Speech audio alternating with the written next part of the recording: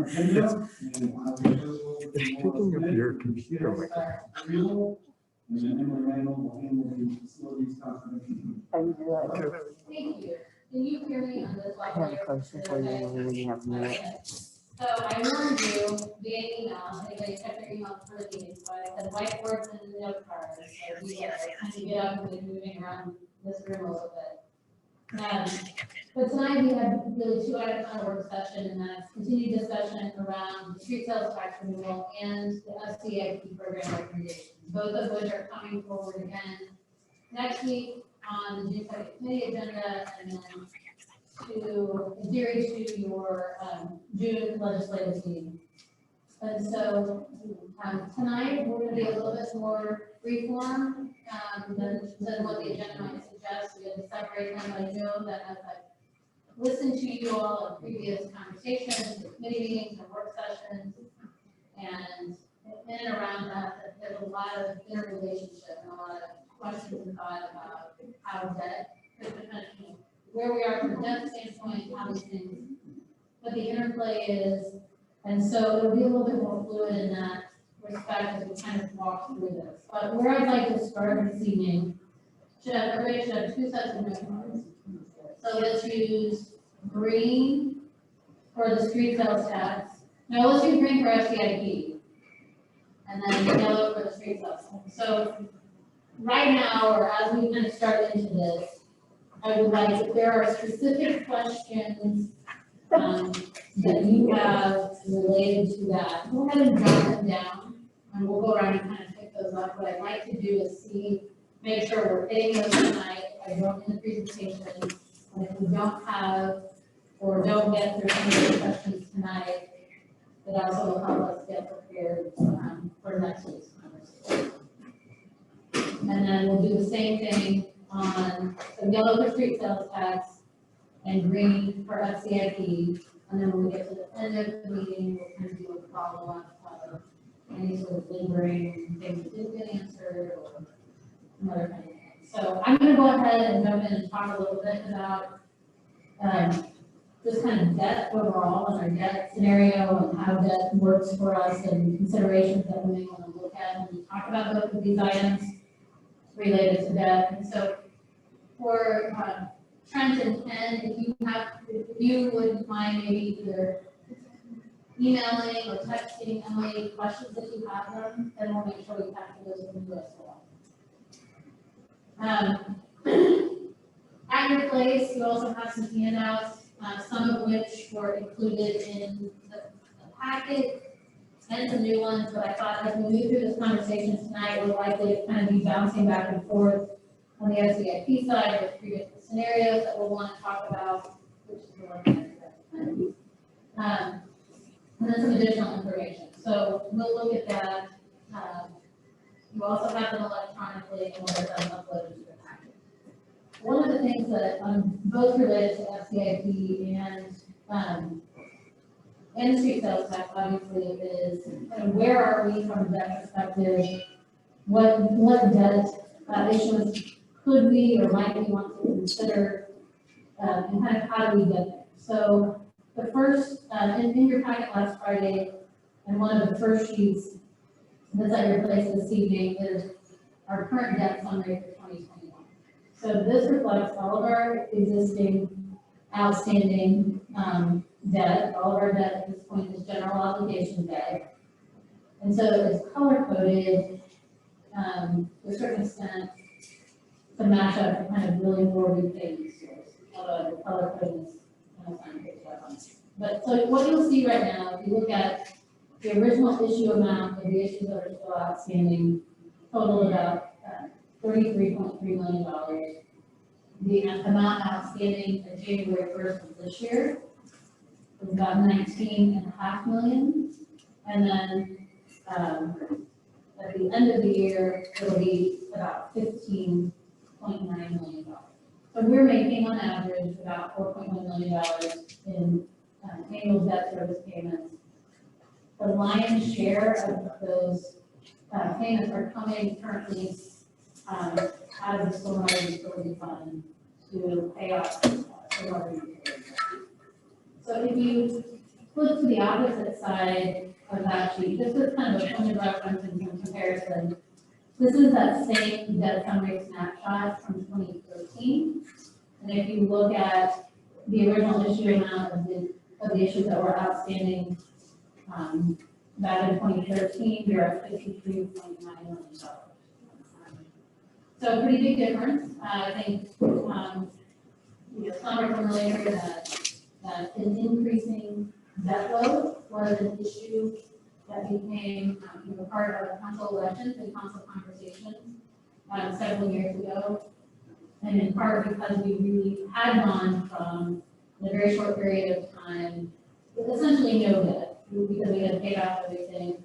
The last piece that was outstanding was the expansion of this building to this, 30, 40, and then $50+ million worth of debt. So obviously that was something that's caught the attention of many of our residents as,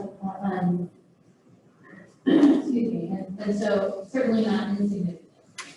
But one of the things that has been consistent since we have started this, looking at using debt to address some of our deferred maintenance and deferred infrastructure issues, is making sure that when we issue debt, had conversations around the issuance of debt, we were really clear about the repayment source.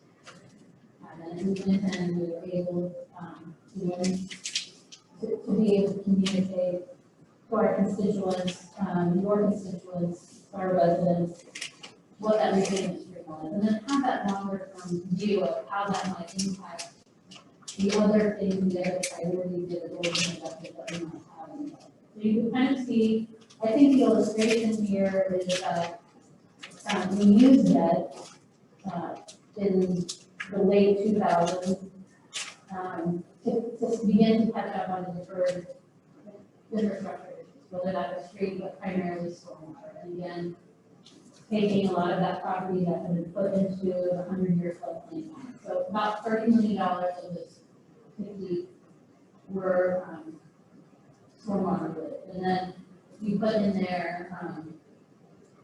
the pool and then the Johnson Drive section from Mars to Knowles was into the piece of that. But again, we've had a very consistent process and methodology commitment to issuing debt with a known repayment source, trying to limit the length of the debt issue to 10 years, and then just looking at refinancing, refunding, and early payments. So most of our debt is structured with early call provisions. So if we have the cash on hand, we have the ability to call and we'll buy and pay down and pay off the debt. So when you look at $33.3 million is still not an insignificant amount of debt by any stretch. But when you look at that debt, which is related to streets and or parks, that number decreases pretty significantly. The bulk of debt that we're carrying still relates to stormwater.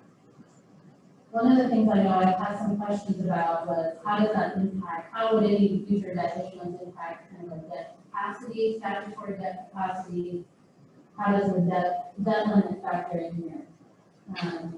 Next page in your handouts for this evening came from the audit that was just presented. And this is something that's calculated each year. But this will show you the computation of the legal debt margin or debt limit for the last 10 fiscal years. And so statutorily, we can issue no more than 30% of our, so our unexcluded general obligation debt cannot exceed 30% of the total of the property. So there's a statutory cap on debt. So when you look at 2020, for example, our statutory debt limit based on our current assessed valuation is $55.8 million. For whatever reason, the state has excluded stormwater debt from the calculation of statutory debt and debt capacity. So that's why you see in this sheet that's included in the audit, that's why you see a very significant difference between what the debt limit is and what our total net debt that is applicable to that limit. So that's only about $3.4 million, leaving us a statutory capacity to go of about $52.4 million. One of the other things that has been really important in the past as we've considered this is to be cognizant of that computation and that exclusion of stormwater debt. So sensitive to the fact that that is debt for our community. And it really does need to be factored in when we evaluate kind of our overall debt capacity better. So from a statutory standpoint, we could issue all kinds of debt. From a reality standpoint, there are obviously a lot of other factors that come into play. I'm going to pause there. Any questions just generally about the amount of debt that we have? And all of our street debt will expire at the end of 2022. So if you look at this debt summary that's been provided, if you go to that maturity date column, you'll see that between 2022 and 2023, all of the debt that existing street and/or parks debt that we currently have will be paid off. And the only thing remaining will be. So how does the statutory debt limit interplay with the double or plus bond ratings? Because there's another complication there.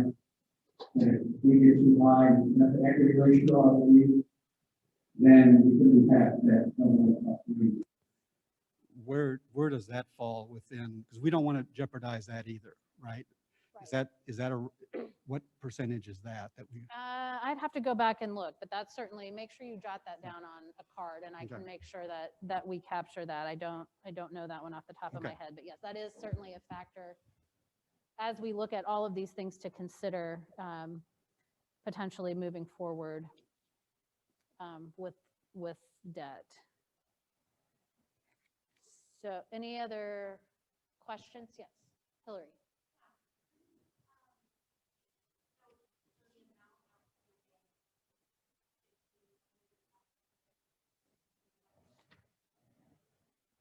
Roughly, yes. 15.9. When we get to the end of 2021, we'll have $16 million worth of debt outstanding.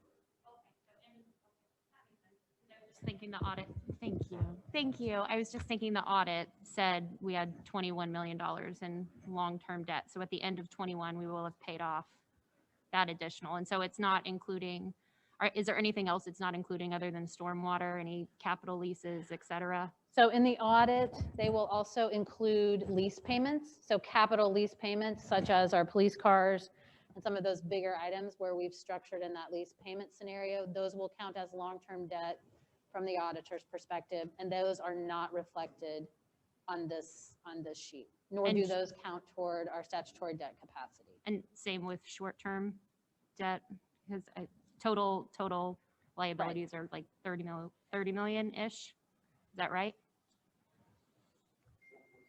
The short-term debt? Because total would be about 30, so short would be about 9. At least like current snapshot from the audit, if I'm remembering. So the only thing that's not going to be reflected on this debt summary that you have in front of you is going to be capital lease payments. And so that's going to be probably more in the neighborhood of $400,000. Okay. Okay. That's helpful. Thank you. Right. So, right. The lease payments we've treated more like an operating expense, but from the auditor standpoint, those are treated as debt.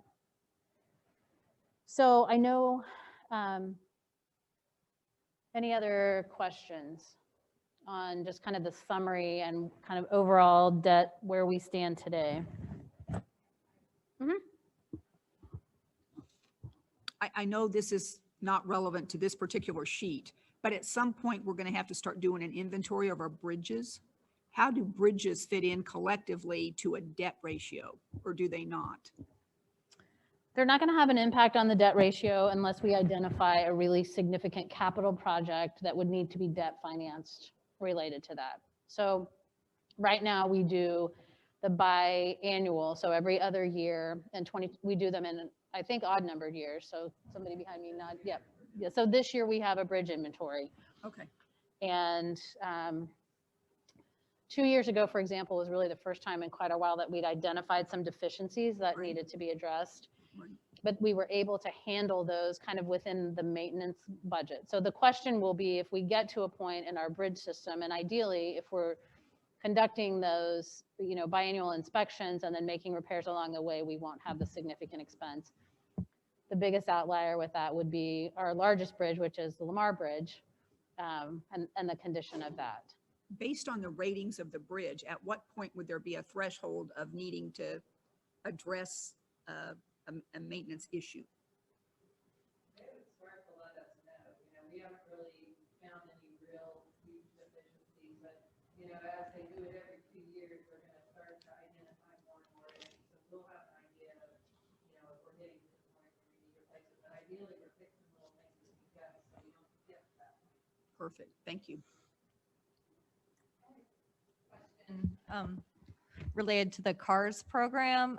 Could you remind us, I know Johnson Drive between Lamar and Metcalf, we've said we won't be able to cash flow. Are there other projects in our CARS program that we think we won't be able to cash flow? So also in your handouts is the 5-year CARS program, because I know I referenced that in our conversations last week.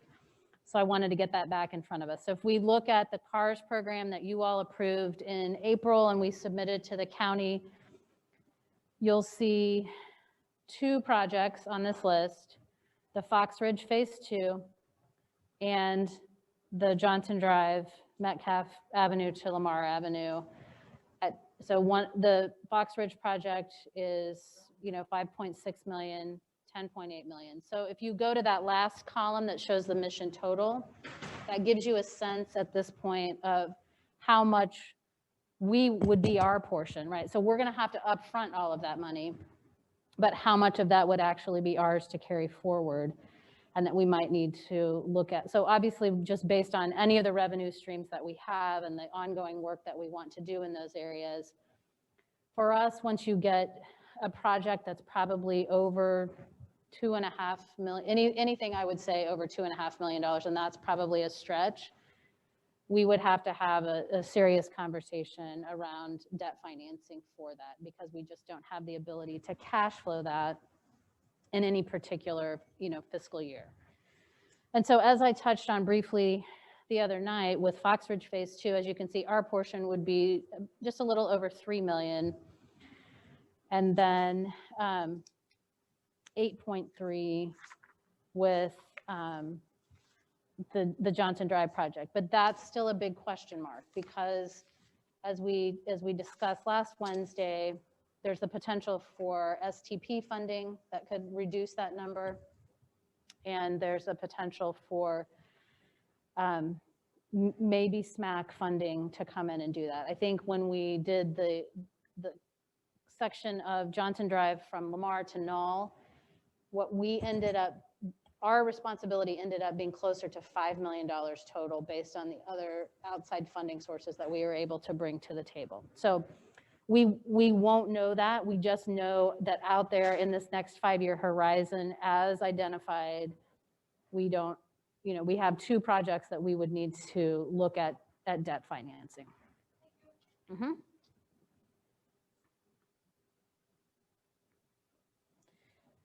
The other thing I'll just touch on briefly before we kind of jump into some of these other conversations is you've seen us come back to you, and every year our financial advisor does a review of our outstanding debt and looks for opportunities for refinancing or refunding that will allow us to save money. I think on the last refinancing that we did, we saved about $800,000 in interest total over the life of that, and it was a stormwater issue. We had preliminarily done that analysis for our existing debt for 2021, and there weren't any issues that on a standalone basis potentially made sense to refinance because of the cost and the expense just to go through that whole process of getting a rating for all of that and everything. But as we've continued to talk with Bruce and look at the bigger picture, both in relationship to the FCIP projects and just debt overall, we do have about $2.7 million worth of debt that would be callable in this calendar year. And there may be some either payoff and or refinancing opportunities if we can bundle some of those debt issues that would result in more significant savings and being able to tackle that. But again, gonna kind of need to align that with some of these other decisions that are in front of us over the next couple of months. So let's kind of then, and we can certainly come back. I think there'll be questions about debt, debt along the way. It's, let's start in kind of just then on street sales tax renewal question. The boxes that we know we have checked is we have our mail ballot election date lined up with the Election Commission for September 21st, which will be, give us time to get the election results, certify those election results, and communicate those with the Kansas Department of Revenue so there's no lapse in our existing sales tax. Prior to kind of the conversation that we had last Wednesday night, from staff perspective, we sort of felt like the only remaining decision was kind of determining that final sales tax rate. When we met previously in February, we had talked about, do we want to continue to move forward with separate dedicated taxes versus a combined capital improvement sales tax? And then we'd had some kind of and I think the consensus or what was communicated at that point was a desire to try to keep those separate and to pursue a renewal of street sales tax this year, and then the Parks and Recreation sales tax sunsets in March of 2023. So effectively, we will be going through this process again related to Parks and Recreation next year if we keep those separate. And I know there's some questions about how much money to be dedicated annually to street maintenance. That's kind of our focus this evening as we really try to narrow in on what is that appropriate sales tax rate that we want to seek as we look to renew this sales tax.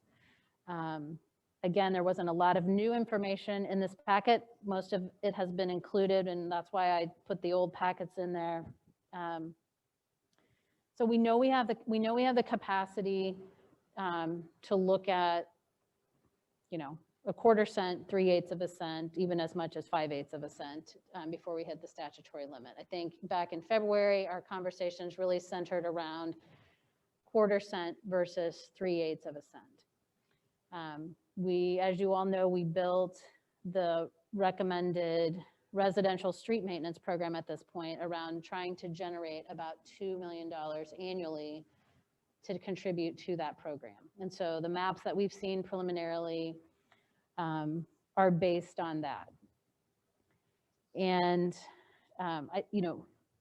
Celia would spend every dollar you could give her, right, in streets. And so the question of is whatever we decide, there will always be an additional need.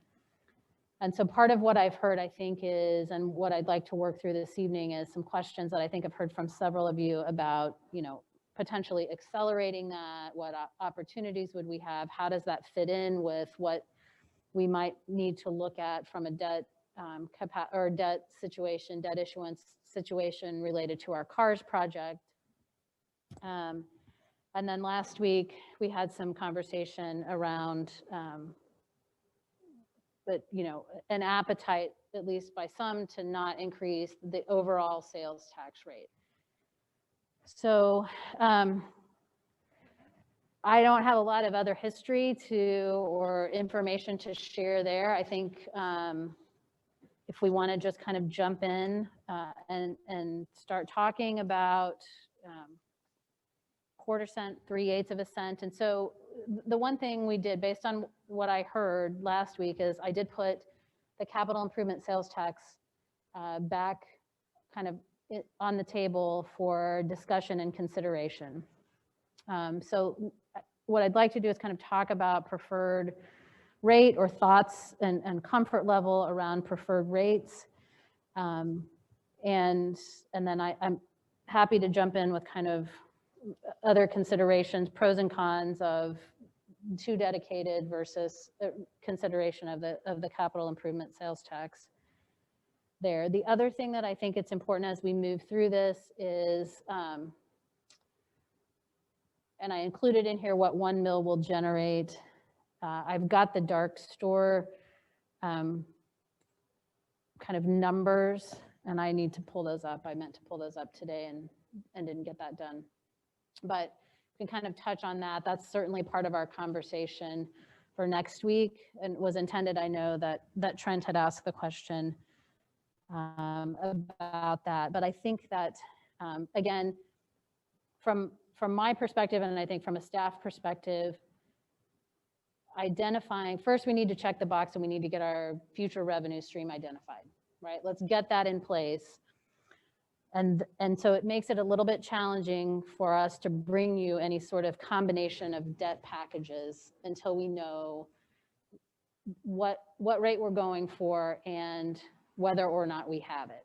Once we have that in place, I think there are lots of opportunities for us to move forward quickly to say what does that look like and where are the other decision points that we might need to make. And then you certainly, as we talked about a little bit last week, have the ability to dedicate additional existing revenues, whether that's property tax or, so of the revenue streams, the one that you control exclusively is property tax, right, and the mill levy.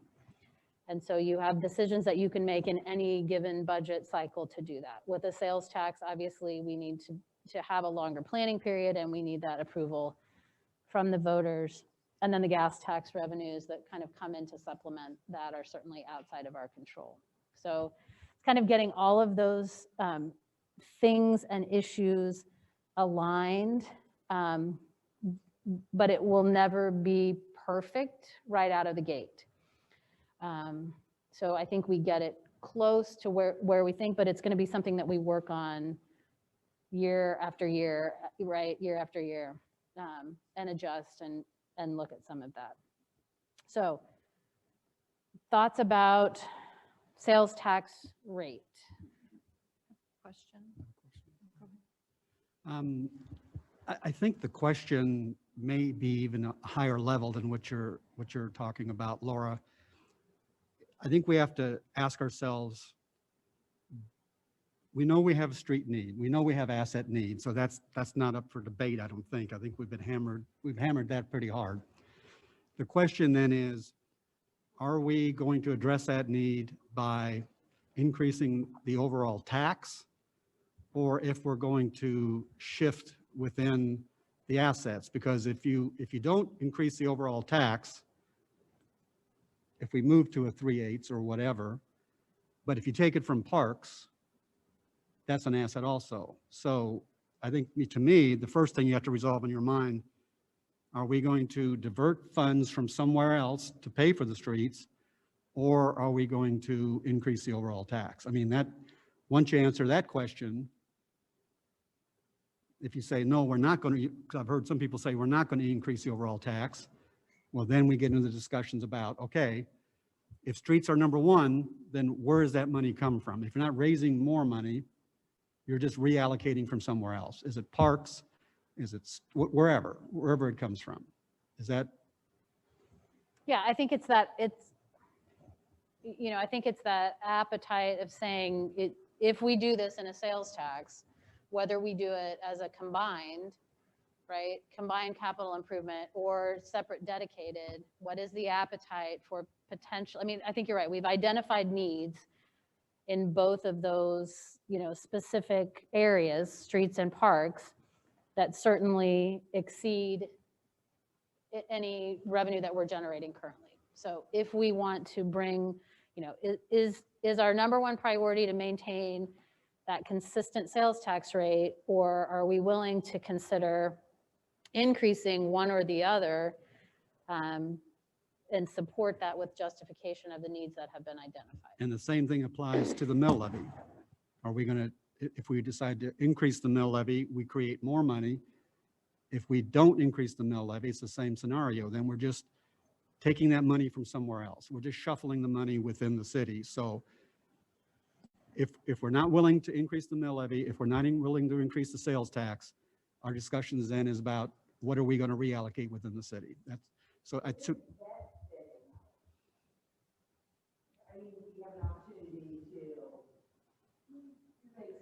Right. Well, but the first thing you. I think the question was, where does debt fit in? But you got to decide what your revenue streams are before you can support debt. So the first question is, what revenue streams are we going to create? Question. Card, do you have any questions? Once you create the revenue streams, then you can decide that our revenue would rather ask streams them to in cash decide. only can only support so much. But if we use debt, we can do twice as much, Questions? right? But you got to have the revenue stream first, and that's the sales tax, mill levy. Because if we don't create new revenue streams, and we do have some debt capacity, you can see that we're down to, what is it, Quite a bit, actually. 6.1%. So, but there was also sensitivity to the high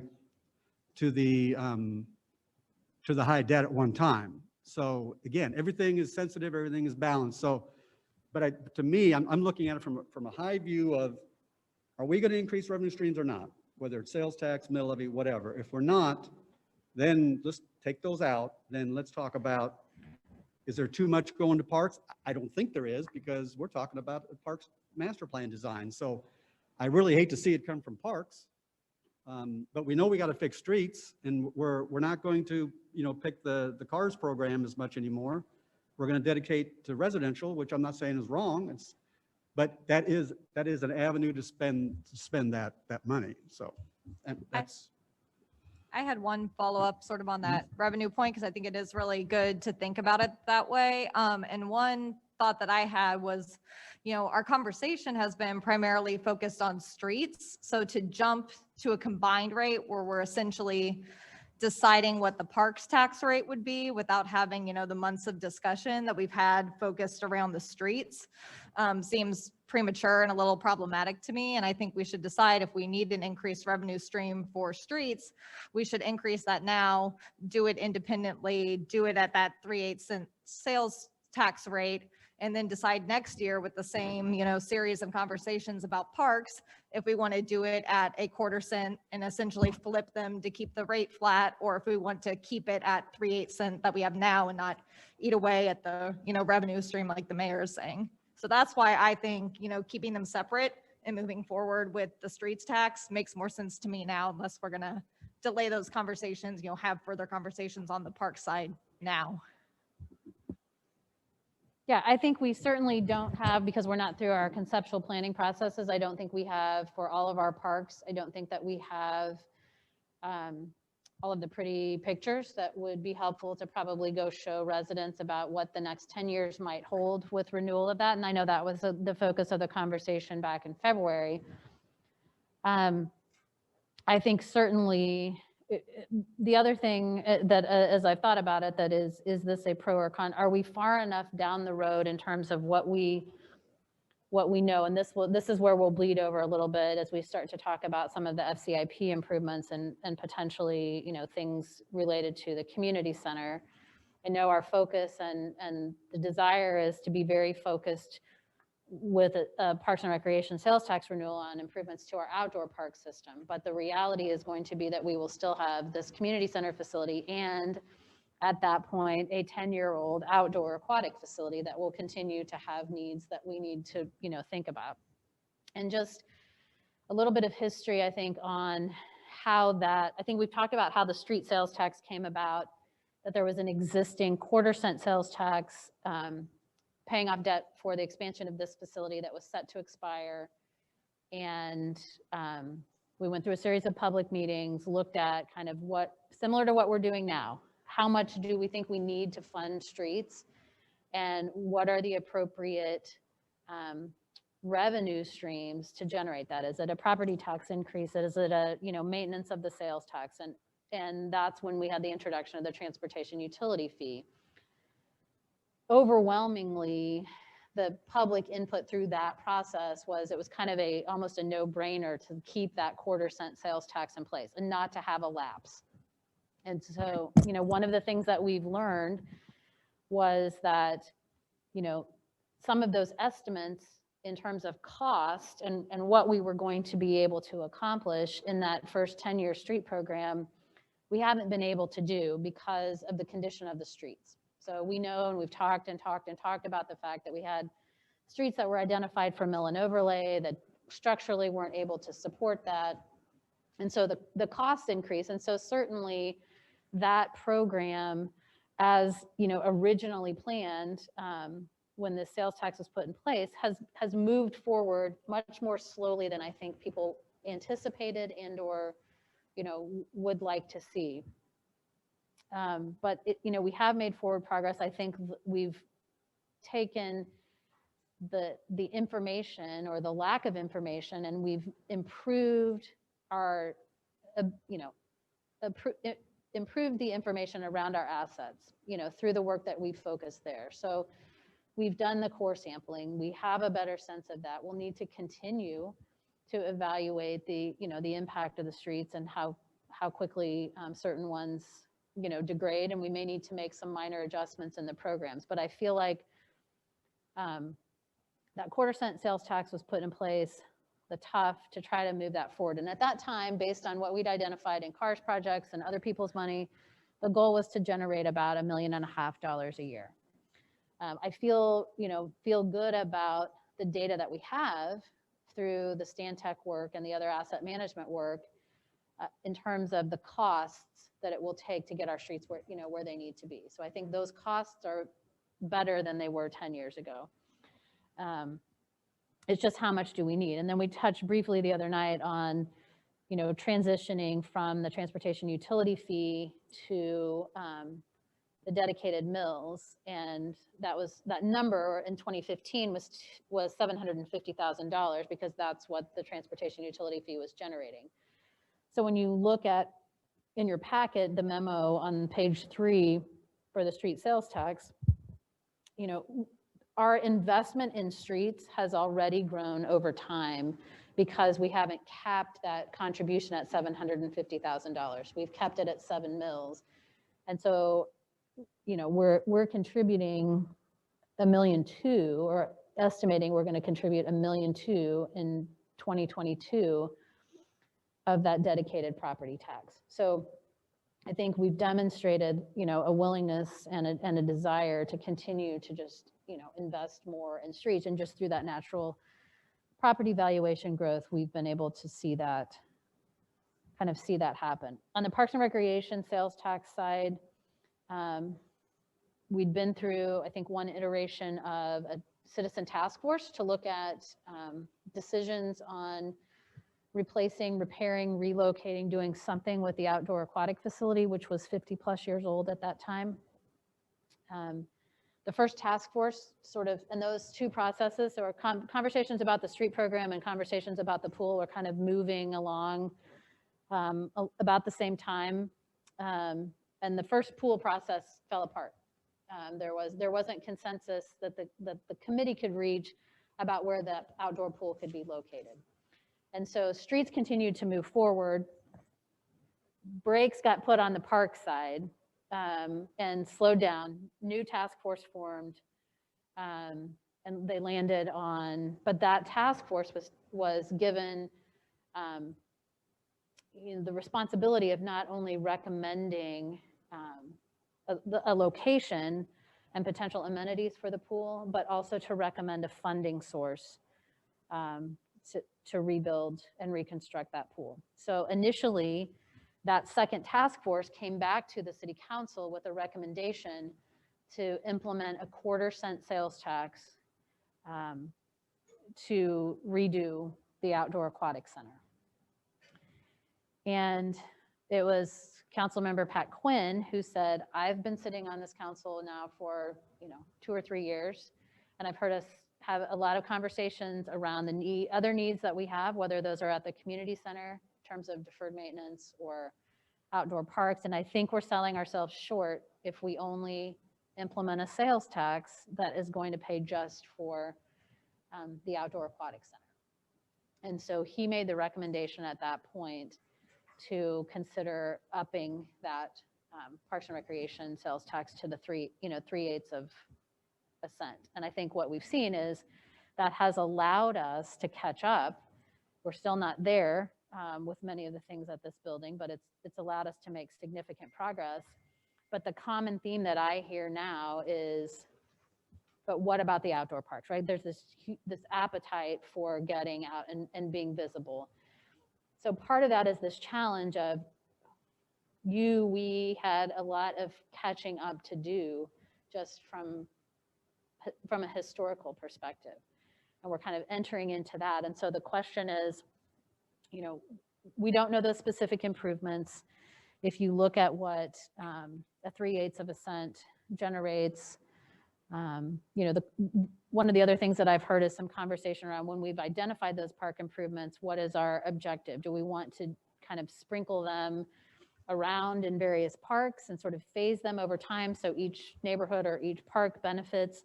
Or do we want to look at tackling, park improvements and going in and just having a really significant impact to one park and then moving on to the next one? That question, I think, at least for a couple of our parks, will bring the question of debt financing in on the Parks and Recreation side. Most of, I think, the parks improvements could be handled and cash flowed on an annual basis at the 3/8 cent level. But I think once you get what the total price tag, at least for the conceptual design on Mohawk Park at this point, I believe is $3 or $3.5 million. And so that, again, so as we think about parks moving forward, I know, again, there's an appetite for that. I think we have that policy question to decide what's our strategy for implementing improvements. And then how does that align with timing for renewal of that Parks and Recreation sales tax to get things started on a timeline that is agreeable to everyone? Laura? Uh-huh. I put a couple of comments in the chat. I don't know if you had a chance to see those. But my biggest concern about the sales tax overall is that we're at the top of the line in terms of cities and what our sales tax level is. I support the combination of the two taxes so that you don't have to go through 2 elections for renewal. Determining which amount is for which, I think that can be an internal decision. So I support the concept of combining the two. I do think that overall, in answer to Ron's question, we need to increase the dedication of tax to streets. And so I'm certainly in favor of a mill increase if that's what it requires. Laura, I had a question related to Ken's comment. I know last time the sales tax renewal was not overwhelming in terms of the vote. So does staff have any concern that if it's combined, that there's a greater chance that it would fail? And if so, what's our plan? Then we don't have either one, and we're in a lot of trouble, I would think, with that risk. Well, I think it's in part the messaging. So if you look at both Merriam and Roland Park in the last year have renewed sales tax, and both of theirs are capital improvement sales taxes. And their turnout rate and approval rates were incredibly high. I mean, ours were not. When I had forgotten, when I went back and looked at, the approval rates on both of those. They were lower than what I remembered. I don't know that we would get that high. I mean, I think that's the big question from my perspective. Could we message it appropriately? Because I think there is an appeal to not, let's get this done. But if we have to then in 6 months pick this up again on the park side, where can we really focus our attention, and how long is it going to be before we actually start putting the improvements that we want to see in the ground, right? I mean, I think that's one of the challenges, because until you know that you've got your park sales tax renewed,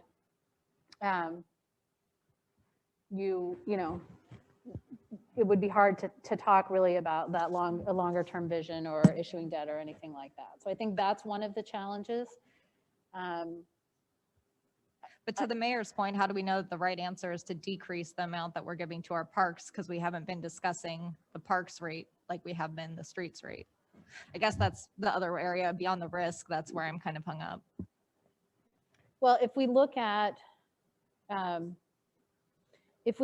fact that it is taking, outside of some of the mechanical systems that are included in this FCIP program, it's taken about $300,000 or so, $250,000 to $300,000 annually to address issues here, whether that's weight equipment, fitness equipment, walking track, that sort of thing.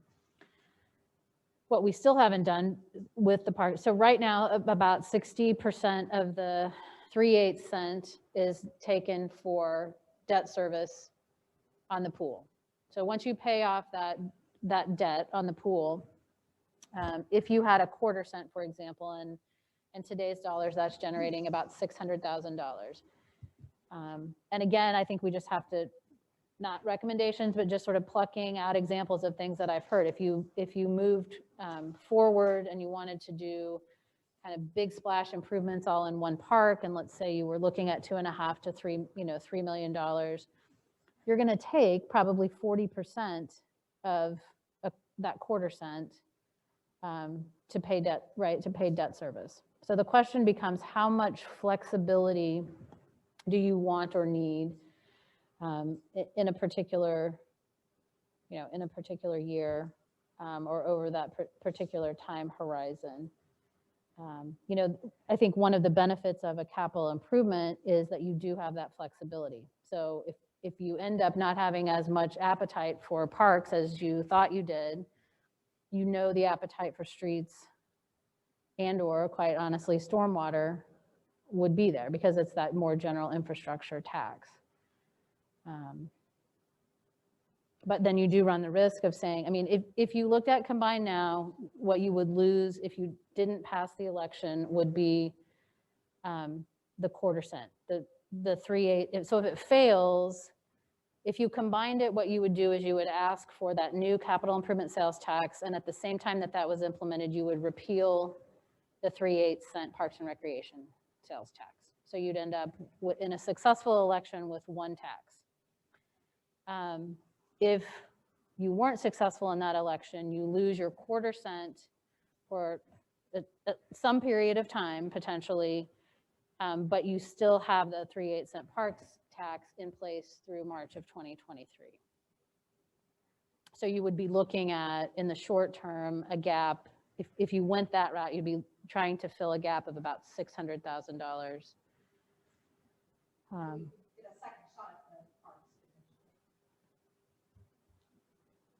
So I don't know. I mean, I don't know, as you talk to residents and constituents, what your sense is for a preference for, transparency, 1 versus 2. Laura, I had a question. Is there any concern about, if we do combine both of these, that, one side or the other could just kind of always crowd out other priorities, and that there would be, I know it'd be an internal decision, but would there ever be a concern that, we would just have kind of, maybe let's say it's streets would just become the dominant area, and the other areas would kind of get short shrift along the line? Or I guess, how would we safeguard those decisions if we do combine it into one? Well, I think that the question is, how much are you willing to trust? So the council that sits today, with a dedicated sales tax or a combined sales tax is, with a combined sales tax, the council that sits today would lay out a plan generally. But there's the potential to change that plan with a combined sales tax at every, election point, because it would be something that would be voted on by the council annually as part of the budget process. So part of that, I think there are two ways to look at that. If you do it combined, yes, there is the potential, because you have a future council down the road who could shift your priorities, right? And upset that apple cart. You also give future councils flexibility based on changing needs and or priorities to balance those. And so it's, as we look back and say, what did we know 10 years ago, or what didn't we know 10 years ago that we know today, that we might have liked to have had some flexibility. With the dedicated sales tax, at least that within those specific areas, streets or parks, the dollars will be spent there, right? So while the projects and the priorities could still be changed by future councils, where the money goes in terms of that dedication could not be changed by that. So there's always some risk, right? So there's always some risk that council priorities, whether with a current council configuration or future, that those priorities can change, and a CIP, a CIP is evaluated every year. So some of those can change. A good example of that is when we created our street program, we thought we had some mill and overlay streets. That didn't turn out to be the case. And so had we known that information, that we had to do some full depth reconstruction, you may not have set up the mechanisms that you set up because the conditions changed. We were looking at a lot more dollars for those same streets that at one time we thought was a less costly option, and we found out was not. So I would advocate for more flexibility to take the opportunity if conditions change, to trust the future councils that they're going to do the right thing and put the dollars where they're needed. So, Debbie. Okay, I'm going to deviate just a minute. It lends itself to the whole financial makeup of what we're looking at, whether it be parks or streets. But along the same line, I asked us to be open-minded about what the street makeup is overall. Continuing to pursue research on product technology, and how this affects the budget is the fact that if a street lasts 3 years longer than we planned, we don't have to go out and ask the public at large to pay for it. I think we could look, the National League of Cities has several elements whereby they give examples of what we're doing in product technology, but as streets become more driven on, the technology is changing as we see it every day. And I think we need to continue looking at that. Celia is a great asset for us, and so is Brent. And I think we've got an opportunity to continue doing, this is not beside that, this is just in concert with the budgeting of it. I think we need to look at technology. Is mill and overlay the best? Is concrete the best? Is gravel the best? Does it depend on the road or the demographics going down the road? I don't think we ever should fail looking at ongoing technology and how that impacts the budget overall, because if a street lasts longer, you don't have to go back and repair it as much or ask for money to repair it. That's number one. Number two, on the parks, with the park master plan, I think that's a headway for us to look at some of the things that people have concerns about. I personally have had several calls about current things in parks, Broadmoor being one, which is right up the street from me. We went on that journey with Penn. I think he's taking note of everything. That's where I tripped and fell in the hole that I mentioned was a problem. But I think we need to look what is considered improvement and what is considered just basic maintenance on the things we already have, like the restrooms. I've had more calls about restrooms either not being usable or they're filthy or something with the restroom. Now, somebody at Penn's level is not going to know all that, nor should they. But I think we need to look at basic maintenance before we start looking at additional improvements and more warm and fuzzy things. Let's take care of what we have and see where we are money-wise with keeping that going like it is on a maintenance level. That's my comment. You know, shortly before I got onto the council, I think we had just finished up the Parks Master Plan study. I think we spent over 60 grand just to even do that study. There was something like 21 top priority items, that 27 maybe top priority items that came out of that study. I don't mean this to be critical, but I don't think a single one of those has been implemented since I've been here. Or maybe one or two, I don't know. What that tells me is it kind of worries me about people's propensity to be willing to renew a bigger parks sales tax. For that reason, I'm kind of concerned about combining these. I know it gives us some more flexibility, but I think from a ballot standpoint, we might be putting ourselves into a tougher spot if we're looking to combine the parks and the streets funding together. Because frankly, just from some of the sentiment I've heard, I don't know that people are going to be as favorable to some of the parks stuff as we probably would get from the streets. So that's my thought on it. I think I'd like to see one way or another to see some of that revenue stream be dedicated, especially on the street side. And even as far as whatever we could do to dedicate a portion of that to residential streets, and at least make that clear to people that of this tax, we intend to use X percent towards residential streets, and getting some of those streets in better shape too. So.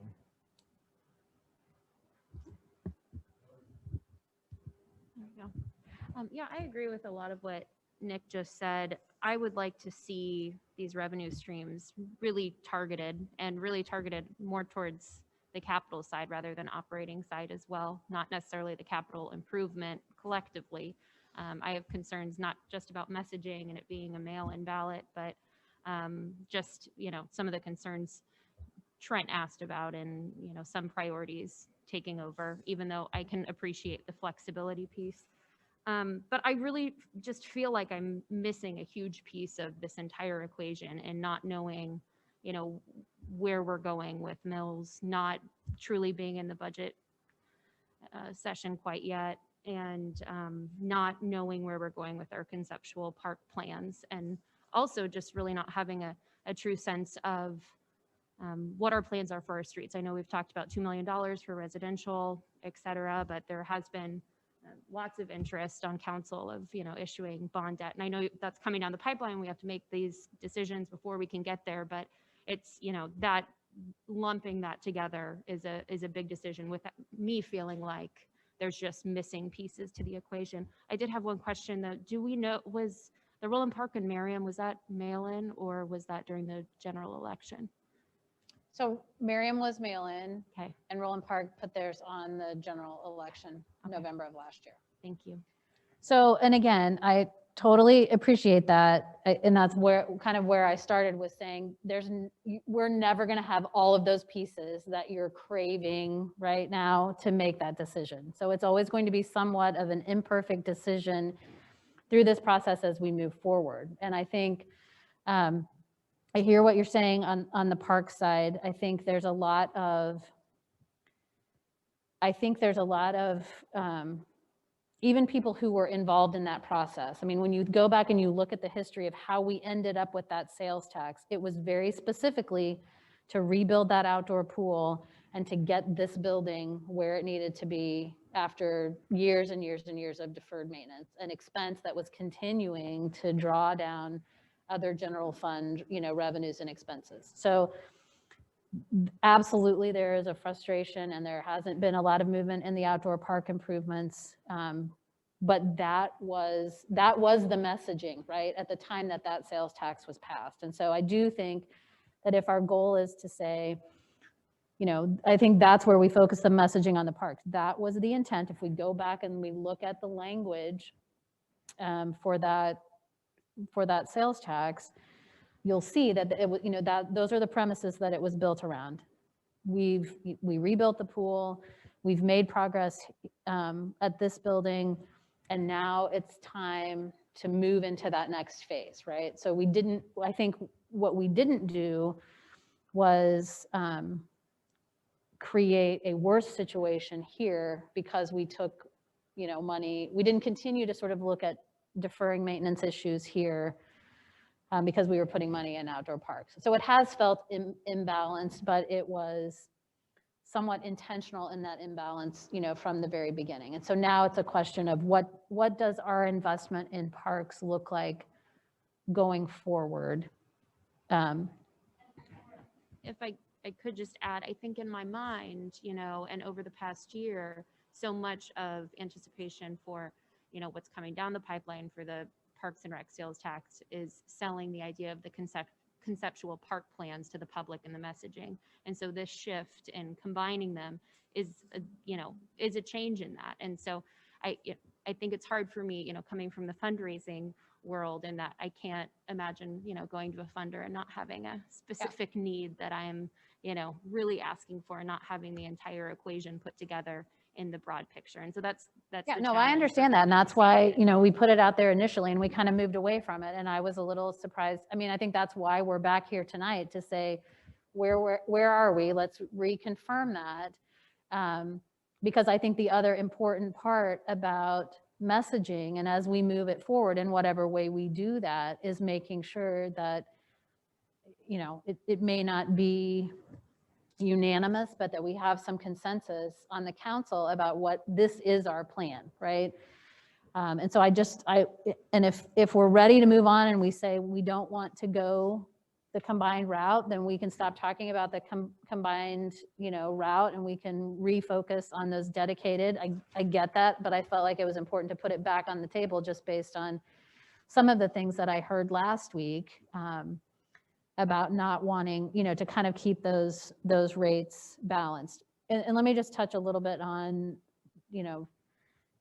so I feel like we have identified through the work that we've done with Stantec and the program that Celia presented kind of through last fall. I think we have a really clear vision and understanding of what those street needs are. And, we talked at that point about, what could we do for $1 million? Do we think we have the appetite to go to kind of that $2 million a year threshold? And here's what that could get us. And so we had those conversations last fall to kind of say that's kind of our target funding source, right? I think the property tax mill is, I think where you have it said, I think you can demonstrate that we have taken resources that could easily be kept in the general fund, right? And used for whatever purposes. You have very strongly, in my opinion, since 2015 said we hear you residents, streets are a priority. And we're, continuing to make a significant contribution out of our general fund to advance that street program. But you're going to get to make that decision every single year in the budget process, right? So that's something that can be evaluated once so if you look at your street program funding as that three-legged stool, property tax, sales tax, special highway revenues, we've got the wobbly leg of that stool right now is the sales tax because it's about to expire. And so I think from my perspective, at least, let's shore up that leg, right? Let's move forward. Let's get that in place. And then you have a lot of time and the focus shifts from ballot language and messaging and all of those kinds of things to now we have this revenue. We know we can get started on the plan. You have a plan for Celia to work. We're already designing streets, into that program.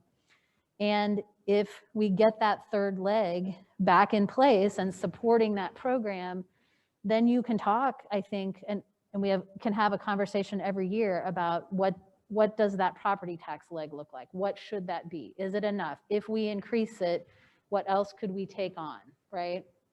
Where do we need that? Do we need that for debt financing, whether it's for a CARS project or to look at potentially accelerating, other components of the street program? Laura, Yeah. My concern is that if we don't combine the Park and Recs sales tax with the street as a capital improvement, then if next year the Park and Recs fails, we stand then at a quarter cent for streets. That doesn't make sense to me. I think that if we're not going to do the combination this time around, then we should go ahead and increase the sales tax to 3/8 for streets.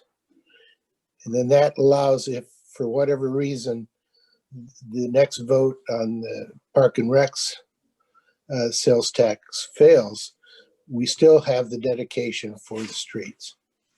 But I still believe that we should combine the two and take that chance now, so that if it does fail, then we still have we still have the 3/8 of a cents for Parks and Recs.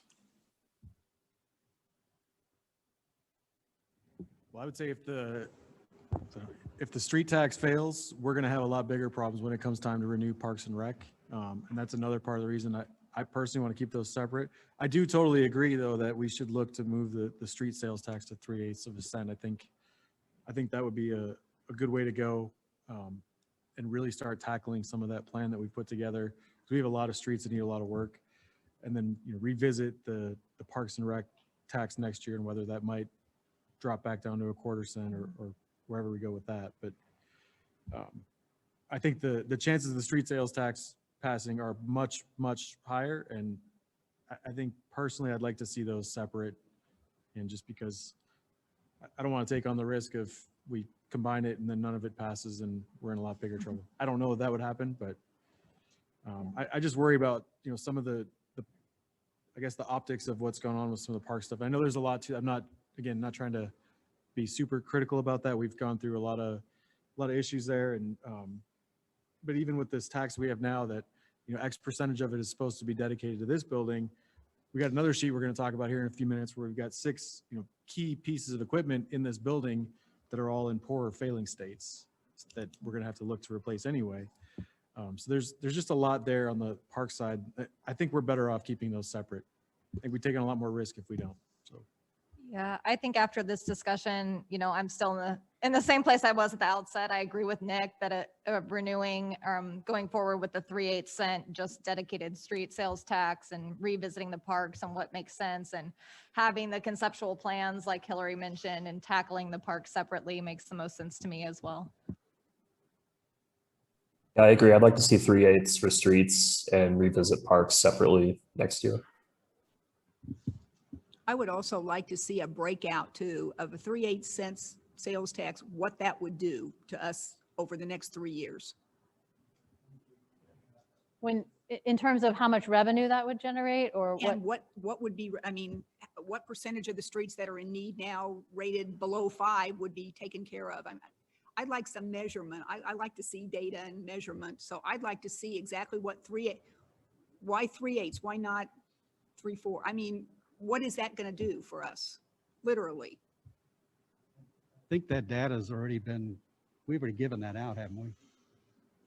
And, yeah, we've gone over those scenarios already. But it needs to be communicative to the public too. If you're asking people to pay for something, they want to see what it's paying for. But that would be the strategy for the marketing of the tax. I think that's building out a communication plan. Okay.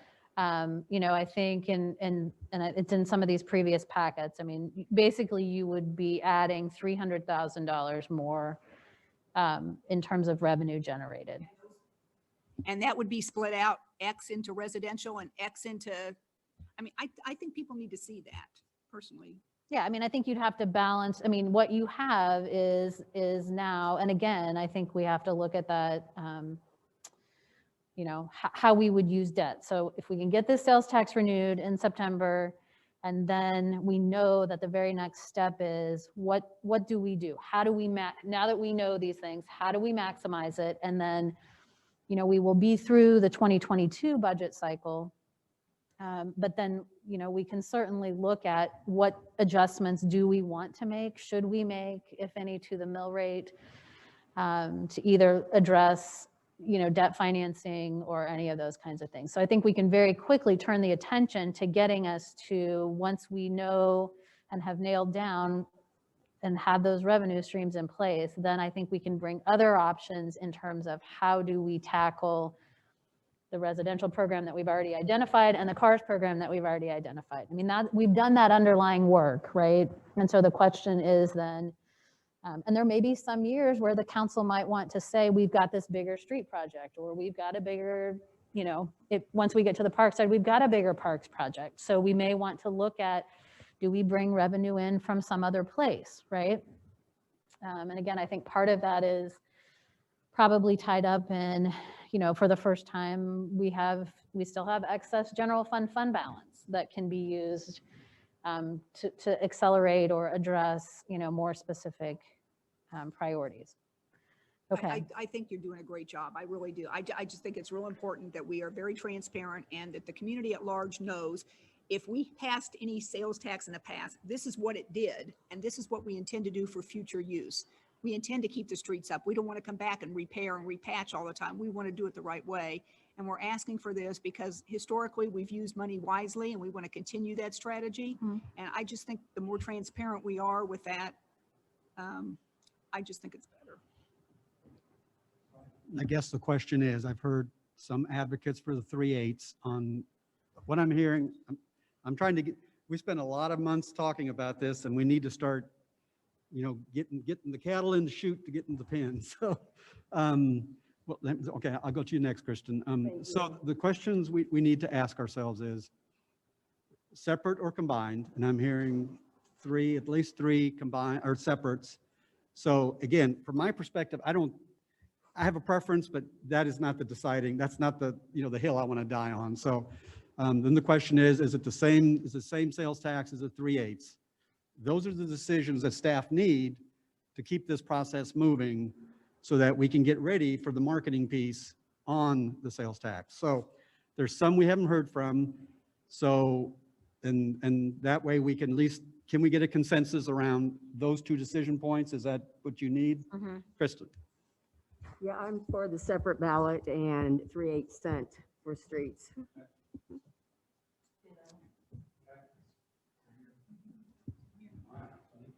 Okay. 3/8 cent. Okay. We're going to create that robust marketing communication because yes, we want this. This is the right thing to do. We want it to pass. We know what we're going to do with the money. We know that if we don't continue to keep these streets, we're just going to fall further behind. So I don't think this is a hard sell. If you just walk the streets, you can see the need. So, but that next step, then once staff gets their direction, then they can start moving down that path. Is that? Yep, okay. Absolutely. Okay, so then let's transition into FCIP. And I'll kind of kick off, and then I can't do Emily's job, but she may come and share with us if I can't muddle my way through all of this. But want to just touch one of the things when we met back in May that the council asked for when we presented kind of the overall recommendation in terms of improvements to be included. There was some concern about total expense, taking on potentially a significant amount of debt or any debt for a facility that we weren't sure what future use or what that might look like in 15 or 20 years or some particular time horizon.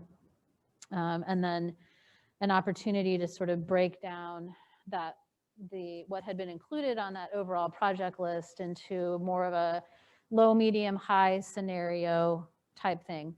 But one thing that I want to, before we jump into that, and so that's kind of what we have this evening, and we certainly wanted to be able to review that before we get to next week's committee meeting. But also included in your packet this evening, and this is something that we may kind of refer back to, this is an equipment life list. So they went back through and just sort of identified for you what those major pieces of equipment are, and the life expectancy based on ASHRAE standards, the year it was installed, current age, current condition, and then the rationale for replacement. So as we kind of move through some of the other scenarios, we'll probably be referring back to this spreadsheet more specifically. But the other thing that I wanted to include is, because I think that our conversation was very heavily focused, and understandably so, on the lack of potential energy savings and the payback periods that we were looking at in some of those spreadsheets, if we were reading the room correctly. What we wanted to do tonight was kind of take a step back and look at, again, particularly those large mechanical systems at the community center, and maybe at least recenter the conversations this evening around the need and the fairly immediate need to replace those pieces of equipment, and one that we've known has existed. So I think, yes, have the energy savings panned out, or the payback periods panned out to suggest really short payback periods? No, but what are the other factors that we may want to consider? So, and I won't go through it in detail, but also included in the packet at your place this evening, I went back because we have talked about this need and this looming sort of need to replace these major systems at the community center. So I went back to budget and CIP memos to see how we had laid that out. And those are included there. And I've only got one page. I know there's 2 pages. But basically, since 2017, we've been talking about the fact that the Parks and Recreation CIP did not include, we have specifically called out the fact that it did not include dollars to replace these large systems, but that they were at the end of their useful lives, and that we were going to need some process by which to consider, replacing those. And so I just wanted to put that out there, because I think if there are questions from a public perspective about, have you talked about it? Have you thought about it? Why haven't you thought about it? It has been out there. And then you can kind of see an evolution over time about us talking about participating in an energy audit program. We switched a little bit of direction on that. And that's how we ended up where we are today with the recommendations coming out of the FCIP program. So even looking back at 2017, we were estimating $1 million plus in repair or replacement needs for these pieces of equipment over the next 5 years. So I think, that was kind of an important piece from my perspective to come back and really touch on. But then also to look at, I know that included in kind of that breakdown and the payback periods and the things that we looked at, it talked, excuse me, about operations and maintenance costs. And the CTS group had only gone back and looked at operations and maintenance costs for a 2-year period. We went back from after our last conversation on this and looked all the way back to 2016. And just, for example, the boiler, chiller, and air handling units at this building, over that time period, we've spent $298,000 and some change to keep them functioning. So the picture looks different from that urgency or potential immediacy of that need to replace a system than maybe what the CTS group, just that 2-year look at operations and maintenance may have revealed. Yeah, I had a question related to that, just because I'm not as up on the equipment terminology. When you're talking about those needs, since the memo is divided this way, can you clarify if they fall into either the HVAC category or the critical and interconnected equipment category in terms of those savings, or is it a mix of both with the items you were just talking about? Yep, or? they're both in that instance. And so I think, with that, I wanted to set the stage with that and just provide some clarification. And then I think it makes sense for us to just kind of run through this low, medium, high scenario to kind of see, You know, and you'll start to see a little bit there, that interconnectedness. If we only tackle the low hanging fruit, and then if we kind of move on and how that moves. So if we look at the memo on the FCIP. Oh, Laura, sorry. if I could, Yeah. and I'm going to probably say the same thing you say, just say it a little bit different. When we had this before, I know I started focusing on that, that return, right? 20-year return, whatever. And I've always been trained, if it's 20 years out, that's probably not where you want to go. But I think my focus after I talked with staff was to shift a little bit. These are not things we're going to replace to try to get savings. These are things that are breaking down on us now, and we're spending a lot of money to keep them going, and we're going to spend money in the future. So we have the opportunity to, yes, we can get savings, but my focus isn't on the savings. My focus is on, let's get these things done so that we don't have the ongoing maintenance on them. And by the way, we're going to have some payback in X number of years. I mean, so I've kind of changed my view from where I was the last time we talked about that. So that. Okay, so if we look at this first kind of list, this is truly, you know, what is the low hanging fruit with the highest payback, most energy savings, shortest payback period. And as we talked about, and I think in that May Community Development Committee meeting, that would be just the LED streetlights. And so you're looking at a total project cost of about $1.3 million to upgrade streetlights citywide to LED. If we then kind of move into what is that medium scenario? Laura, Yeah. my question also has to do with the professional fees and the program fees. Can you talk a little bit about what those are? So there, A second. yeah, let's kind of get through Yeah, those, and then so we'll Good separate. question, Ken. Can we, let's let Laura get where she needs to go, and then, because I have the same question. I have the exact same question you have. So, okay.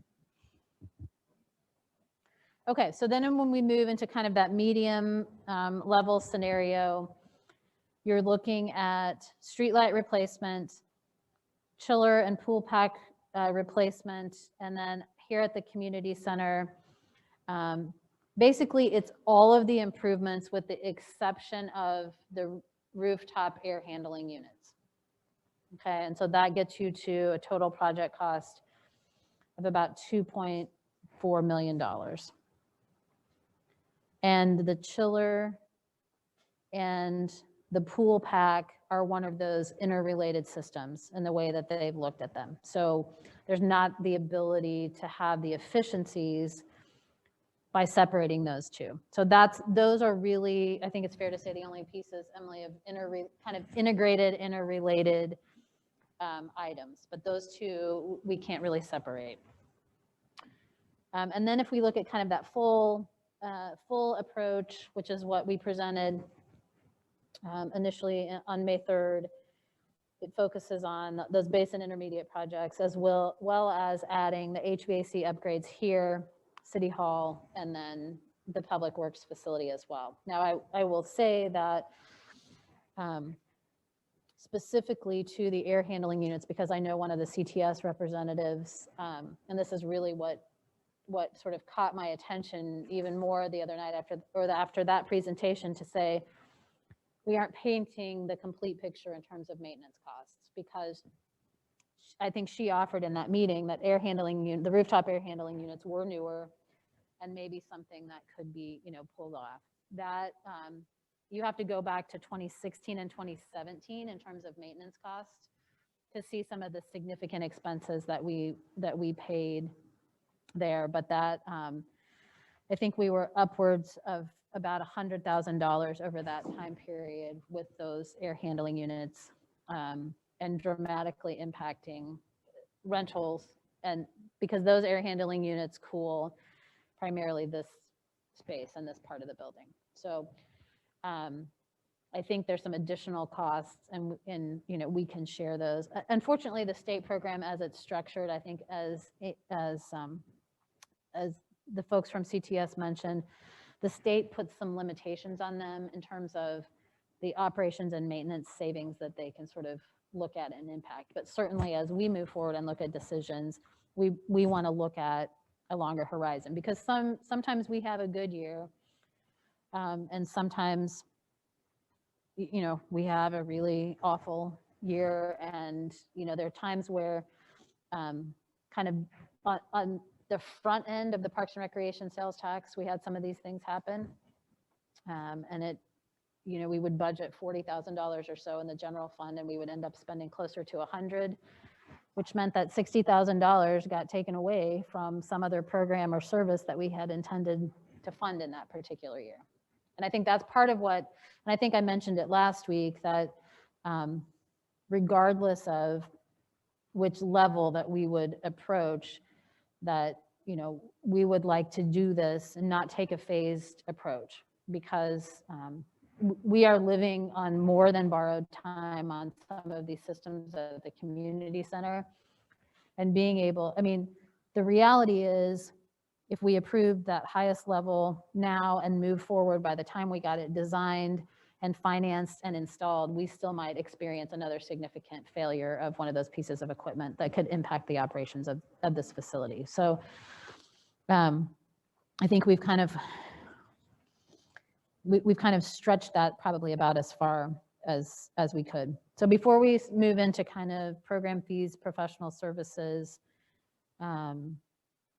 any other questions just about kind of that breakout, or what's included in a high, medium, low scenario? Have we talked any more about how some of that could maybe be staggered over a few years instead of all at once, though? I mean, it seems like the options we've seen have kind of been, we either look at doing it all at once or not doing it. But what if, you know, what if every second or third year we bit off a chunk of that, and then maybe it takes us, you know, 6 years, 8 years to get some of that stuff done, but spread that cost out over a longer period of time too. I mean, it's hard to take on that much, in my mind anyway, with a, you know, looking at some of those numbers and seeing a 20-year payback. I know that's not fully accurate with the maintenance cost, but it's pretty huge numbers. And we're already having trouble, you know, with revenues at this building. And I don't know. I'd just like to see if some of it could be more staggered instead of having to take it on all at once. Well, you personally. can, but I think you run that risk of, if you push an air handling unit versus a pool pack and chiller replacement, and then your air handling units go down again, are you going to have to flip-flop it? And are you going to have to come up with that money in that particular year to keep this building operational? And I think that is a real concern. I mean, with the chiller in particular, if it goes down again, we will be reacting to that. And I think that's part of our thought process is, yes, it's not an insignificant amount of money overall.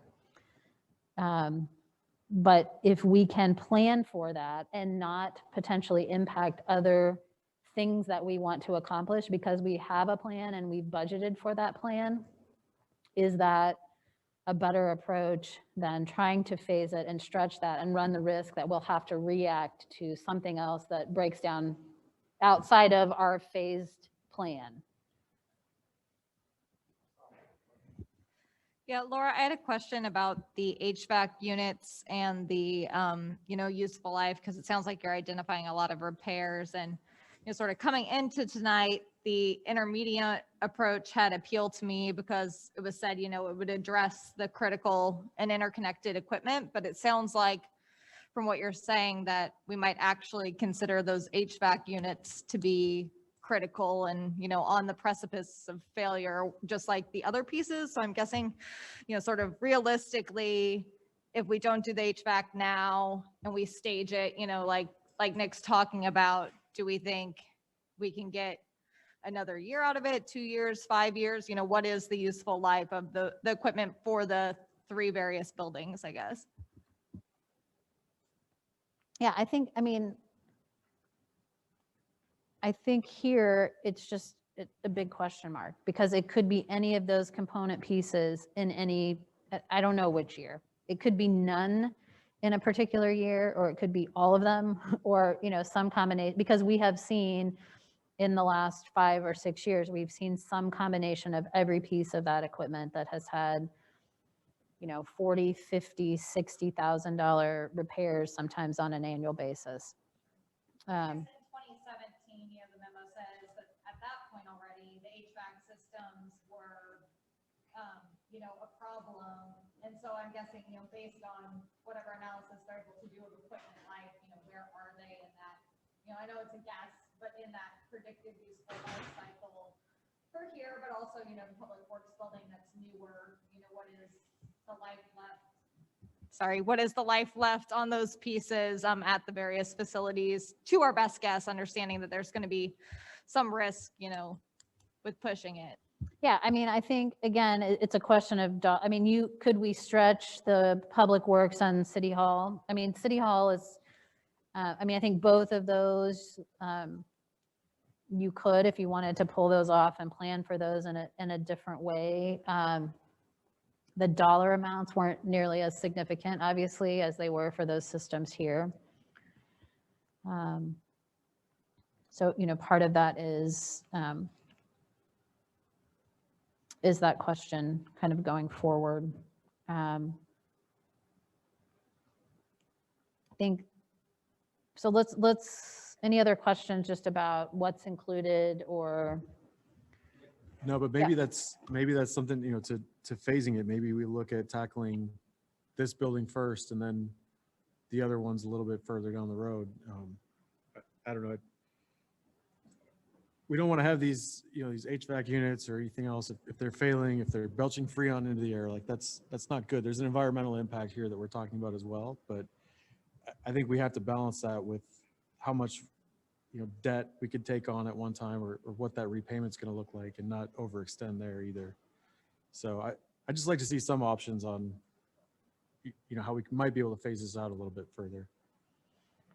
Well, one thing before we kind of move on to some of these other fees that I did want to touch on is that, so from rewind to where we started tonight, from a capacity standpoint, we have absolutely the capacity to take on debt, for these FCIP improvements. So we can check that box and say, statutorily, we have the capacity. We've identified energy savings and operations and maintenance savings that will pay for a portion, right? So part of that debt repayment is already built into our operating budgets. So instead of paying an electric bill, we're going to be paying that same, when we look at what CTS has identified, we'll be paying that toward debt as opposed to handing that over to Evergy or the gas company or someone else.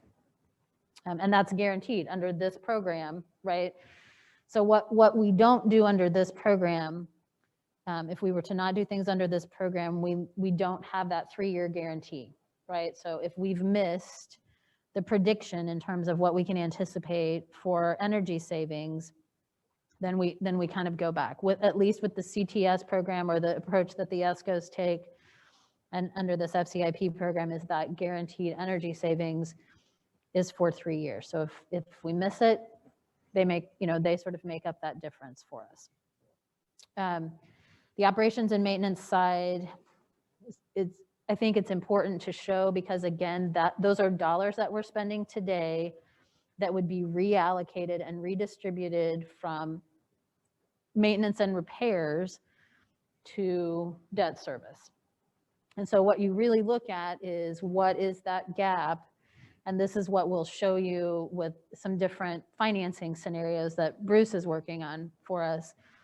But I think that what you would be looking to come up with under the high scenario was 110, somewhere in the neighborhood of $100,000 additional out of your, and that would be a general fund expense. So you would be looking for, where would you go in the general fund? So this isn't, tackling these improvements would not take away potentially from your streets, your parks, or any of those other things that you were interested in financing. So we would be looking at, because these are operating, sort of those operating systems in the building, that's where we would be looking at making up that difference for the additional debt service that wouldn't be covered by the energy savings or the operations and maintenance. And so, and we'll scale that. The other thing that would reduce that is, would we want, could we, should we look at an upfront capital contribution to the project to then basically lower the ongoing debt obligation? And so, so I think you have some options there in thinking about, we know we have, these are expenses that would be targeted, would be candidates to be paid for from that Parks and Recreation sales tax. But if we had to do all of these improvements out of the Parks and Recreation sales tax, we take even more money off the table for our outdoor park improvements or the other things that we want to do. So, and thought about it, part of that appeal and benefit is we're preserving that. Or maybe you take a smaller upfront capital contribution from those dollars and buy down a little bit of that, opportunity, and then reduce that annual payment, going forward. Yeah. Laura, you mentioned Bruce running the scenarios. And so is that something that we won't get the details on tonight, but we'd get the details on next week? Yeah. Okay. So the kind of what you would pay, kind of that, and a couple of things that I do want to, because CTS and the ESCOs will typically lay out a 15-year, 15-year repayment period, which, as we talked about, our current debt policy says we like to try to pay things off in 10 years. So we've had some preliminary conversations with Bruce about, let's look at that, because if the shorter we can make that, the other thing that we will show you as a part of that is, and we go back to this issue of refinancing, we're paying $80,000 a year right now in debt for the next 2 years on the streetlight, from the acquisition of the streetlight system. So that is a general fund obligation. When we acquired that system, we realized that in lease payments to KCP&L at the time, we allocated those dollars and were able, within the same kind of budget parameters, to buy that system and issue that debt. So that debt pays off, but that's one of the debt issues that we can look at, either refinancing or combining with this to bring that down. So you potentially have all or a portion of that $80,000 that is already in your general fund budget that could be allocated to make up sort of that, that gap, if you will, in financing. Yeah, I just had the same question with Solly about when Bruce would be presenting. I'm guessing it's at our committee meeting, but did I hear you say that in this high approach, the 3.3, that it would be around 100,000 a year? Yep. Is that estimate? And if I remember, Emily, I think the low scenario was 20 and the medium was, I blanked out on the medium, somewhere between 20 and $100,000. Closer to 100. I want to say it was more like 75 or $80,000. And Bruce will present all those with different trades. Okay. Thank you. Any other questions there before we go back to? Do we have any concerns about, not being able to get parts for some of this equipment that's getting really old? I was watching a television program or TV, and I heard that some of these parts are going to get hard to get for HVAC systems. And then the other comment I had is we had to replace our HVAC system last year, and I can't believe how much it's saving us every month in utility bills. It's incredible. Thank you. We talked about the refrigerant last night, right? Yeah, we talked about the refrigerant. I can tell you firsthand that the parts are becoming increasingly difficult to find and or replace, just because of the age. I mean, when you look at this useful life chart and you look at the age of these systems, there just aren't that many of them around, any longer. I had Okay. a comment. Oh. Oh, sorry. We talked to, and rightfully so, just about kind of the struggles facing the community center and, getting people in the door and staying competitive. And I think it's precisely, for those concerns that it would be in our best interest to try to tackle as much of this as possible, just to stay competitive and things like shutdowns and parts breaking. I mean, that all affects customer service too. And so in addition to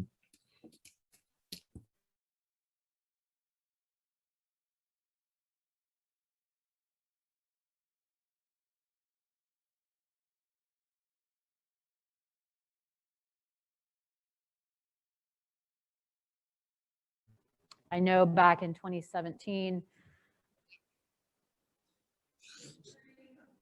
with the challenges that we had with the rooftop units in particular that year, I mean, we were on the phone trying to make alternate plans with brides who had wedding receptions in the conference center, and business entities who had booked the conference center for meetings and rentals and all of that. We were looking at bringing in temporary cooling units that I think were going to cost us about $5,000 a month to just try to get some level and comfort, into the facility in various spaces. So it does absolutely impact our ability, particularly I would say on the conference center side. And again, that gets us back a little bit to that. If we could be proactive and address that rather than being reactive and then having to shift that focus, I think it actually frees up more time to focus on what are we doing to rebuild revenues and membership and attracting people, into this building.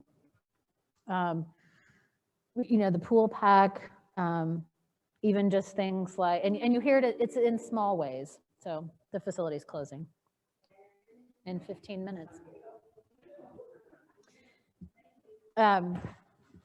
So one of the complaints that we've heard recently is how long the sauna has been closed in the community center, right? So sauna started leaking and caused water damage and damage to the wood on the ceiling of the sauna, which was the second piece, which delayed the reopening of the sauna. So there are big deal pieces of this that impact kind of operations on an everyday basis, I would say, and there are smaller things.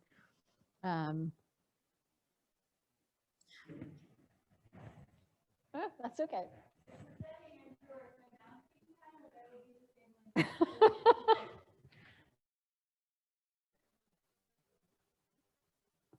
Okay, so that's kind of, again, I think there's still some flexibility, and we'll look at, and there's a selector tool that we'll use next week at the committee meeting where in real time we can show you, if you put in, $300,000 upfront capital contribution, here's what it does to your debt service. If you do, whatever that might be. So we'll really be able to have a lot of flexibility in looking at that tool, building that out. So let's go back to the question about fees, professional services. So they're significant. Oh yeah.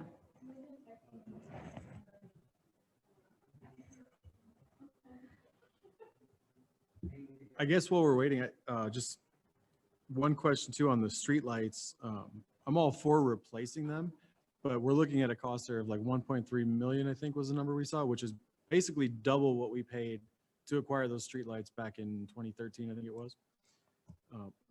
Same thing there. Is there any approach that we can take to not just replace all of them at once, but come up with, like we should have some basic data on how much maintenance we have to do on those each year, right? How many bulbs burned out each year? Can we come up with a plan to budget over a, 4-year period or something to replace them as they go out and plan for that accordingly versus spending the 1.3 million up front and just get the rest of the useful life out of what's there. Waiting for them.